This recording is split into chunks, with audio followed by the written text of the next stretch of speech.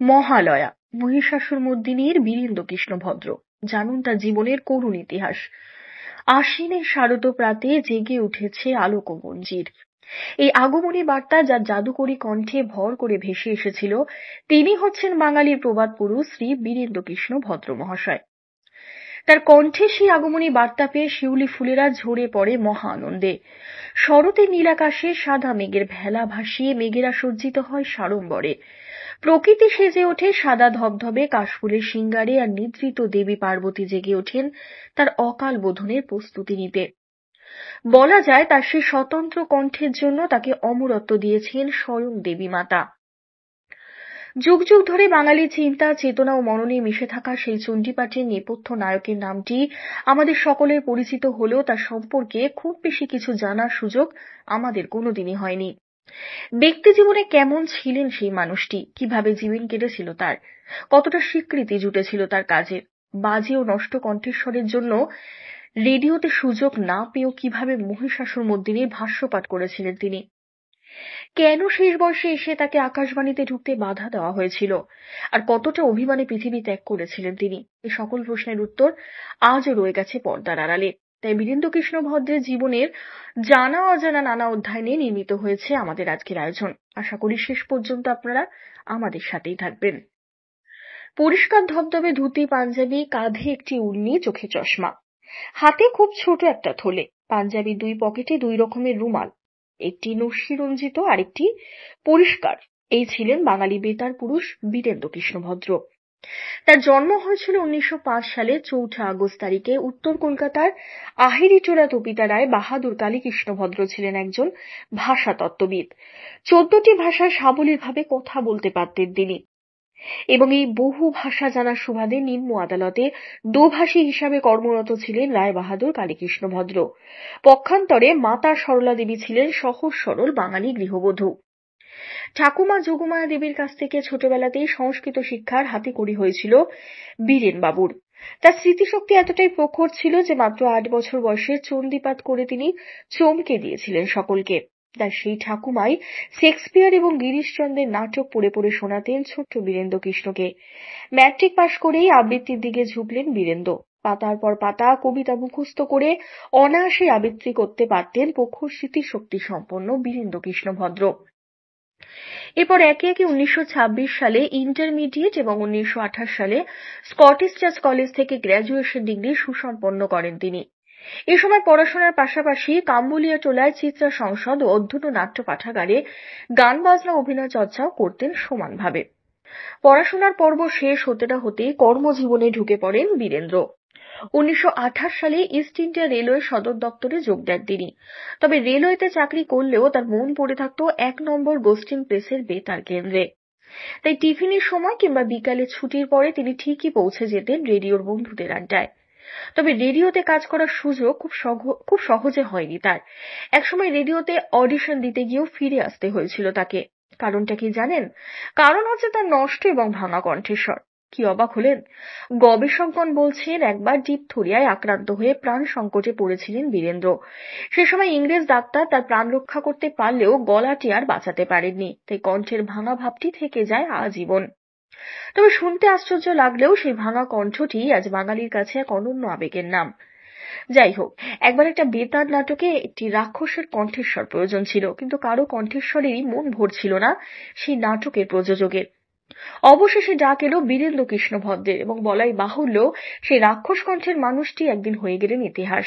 এরপর সেই 1928 সালেই স্টেশন ডিরেক্টর নৃপেন মজুমদারের অনুরোধে রেডিওতে সহকারী পরিচালক হিসাবে যোগ দিলেন বীরেন্দ্রকৃষ্ণ।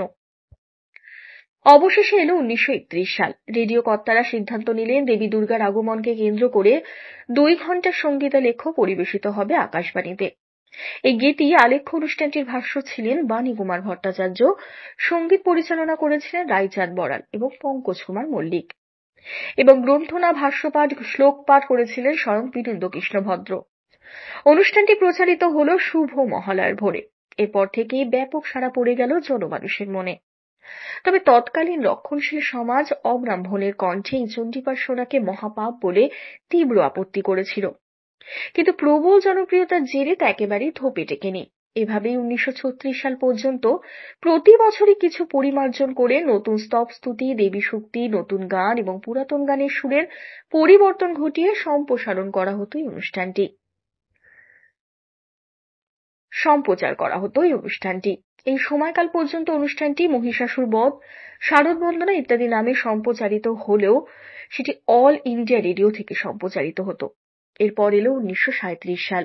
সে সময় রেডিওতে টেপ রেকর্ডিং করা অনুষ্ঠানের চল ছিল না। আকাশবাণীতে সব অনুষ্ঠানই হতো সরাসরি সম্প্রচারিত। মহিষাসুর মর্দিনীতে যারা অংশ নিতেন তারা অনেকেই আগে মহড়ার জন্য চলে আসতেন বেতারে। তবে বীরেন্দ্রকৃষ্ণ আগের দিন রাতে থেকে যেতেন রেডিও স্টেশনে। বাকি শিল্পীরা রাত 2টোর পর একে একে হাজির হতেন বেতার কেন্দ্রে। ভোরে অনুষ্ঠান শুরুর আগে স্নান করে গরদের ধুতি এবং পাঞ্জাবি পরে চণ্ডীপাঠে বসতেন বীরেন্দ্রকৃষ্ণ ভদ্র। তবে আজকে আমরা তার কণ্ঠে যেভাবে চণ্ডীপাঠ শুনি, শুরুতে কিন্তু এমনটা ছিল না। সে সময় চণ্ডীপাঠের অংশটি সুর ছাড়াই স্বাভাবিক কথ্যভঙ্গিতে বলতেন বীরেন্দ্র। একদিন স্টুডিওতে বীরেন্দ্রকৃষ্ণ তার নিজস্ব ধারায় সুরেলা কণ্ঠে চণ্ডীপাঠ করছিলেন। হঠাৎই অলস রসিকতার ছলে বাংলা ভাষ্যটিও স্তুতির সুরের অনুকরণে বলা শুরু করলেন তিনি।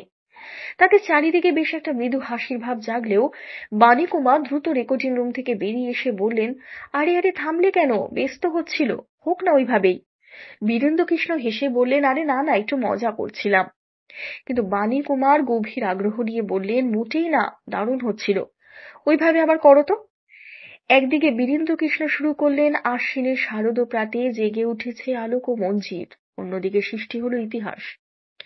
সেই ইতিহাস কোনো বাঙালিকে বলে বোঝানো নিষ্প্রয়োজন। সে বছর সেই নতুন আঙ্গিকে এবং মহিষাসুর মর্দিনী নামে মহাষষ্ঠীর ভোরে প্রচারিত হলো অনুষ্ঠানটি। সেই থেকে আজ পর্যন্ত এর আবেদনে এতটুকু ভাটা পড়েনি শ্রোতা মহলে। বরং মহালয়ার দিন সাত সকালে বীরেন্দ্রকৃষ্ণের কণ্ঠ না শুনলেই পুজোর আমেজ যেন জেগে ওঠে না আজকে বাঙালির সমাজে। বলে রাখা ভালো, 1937 সাল থেকে মহিষাসুর মর্দিনী নামক অনুষ্ঠানটি মহাষষ্ঠীর ভোরে প্রচারিত হলেও কিছু বছর পর তা আবারও ফিরে যায় মহালয়ার ভোরে। তবে তার প্রতিভা যে শুধুমাত্র মহিষাসুর মর্দিনী কেন্দ্রিক তা কিন্তু নয়। তিনি ছিলেন একেবারে নাট্যকার, সাহিত্যিক, বাদক, কণ্ঠশিল্পী, পরিচালক ইত্যাদি ইত্যাদি। সেই অর্থে জুতো সেলাই থেকে চণ্ডীপাঠ পর্যন্ত ছিলেন বীরের বাবুর নখদর্পণে।